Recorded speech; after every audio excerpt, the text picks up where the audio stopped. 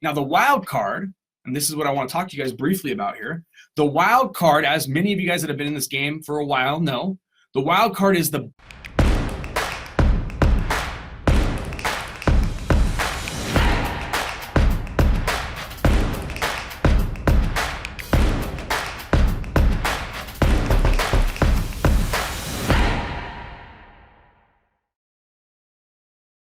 okay?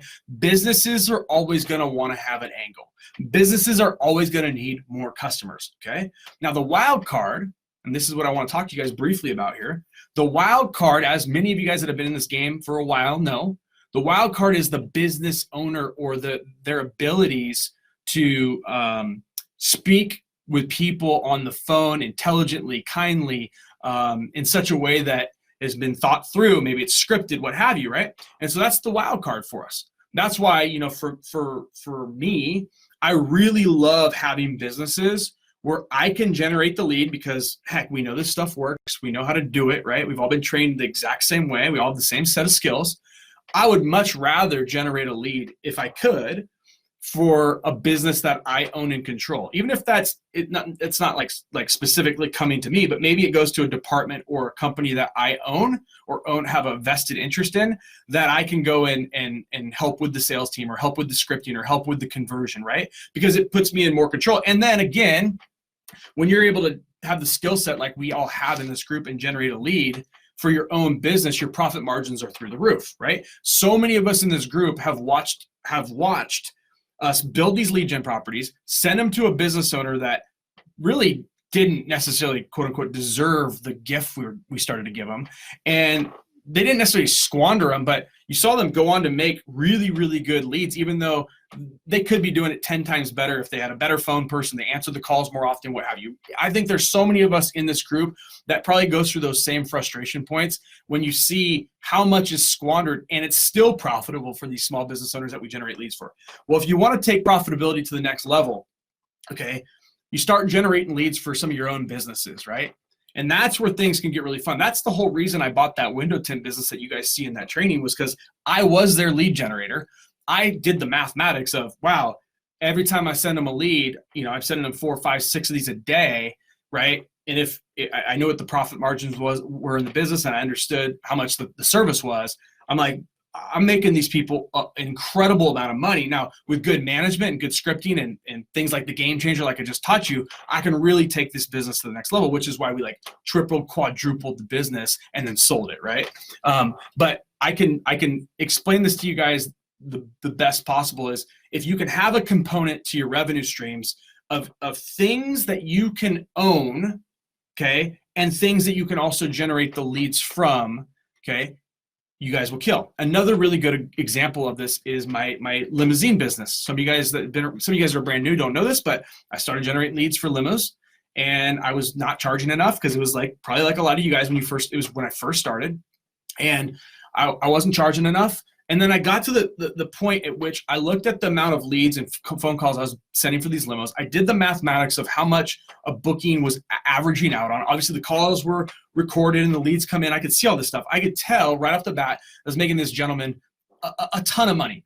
And I had really undersold my services. And I know a lot of you guys look at me and you're like, oh, no, you know, Dan's a good salesperson, or Dan's this or Dan's that. It's like, honestly, I started just like you guys. In fact, for those of you guys that are really, really brand new, it took me 18 months to just get successful in this space. What I did know, though, was, and I believe in it at my core, is lead generation's never going away, like I just told you guys a few moments ago. So it didn't matter. Time was irrelevant to me as far as how long it was going to take to become successful in understanding how to generate leads. I knew once I had the skill, I could start any business on planet Earth. And hopefully you guys understand that, okay? Think about that. You can start any business on planet Earth that customers will derive through people searching on the internet, which, by the way, I don't think search is ever going away, right? I think we all can kind of agree that search is not going away, ever. We're so addicted to these devices. We use them for everything, right? It's not going away. It might change, might evolve over time, but it's not going anywhere. So time was irrelevant, which is why I stuck my neck out there, having no tech background, and I stuck through the shitty times over that 18 months of trying to understand and learn. Again, I didn't have this Facebook group. I didn't have these live streams. I didn't have support and help 7 days a week like you guys have. I had no basis of how to follow a process. I had to pick and choose in YouTube videos and buying a little training here and a training there and what have you.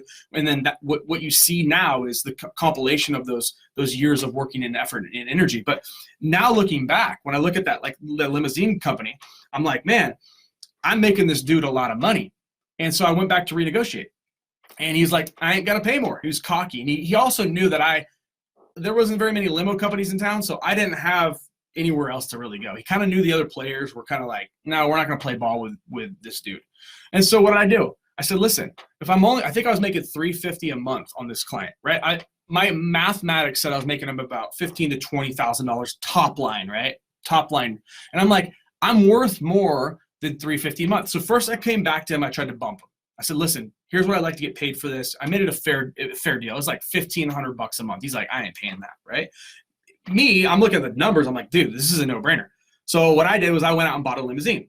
Some of you guys know the story, but I like to tell the story because it emphasizes what I'm trying to get through your guys' brains right now, which is sometimes, not all the time, but sometimes owning the business that you're able to generate the leads for can be highly profitable.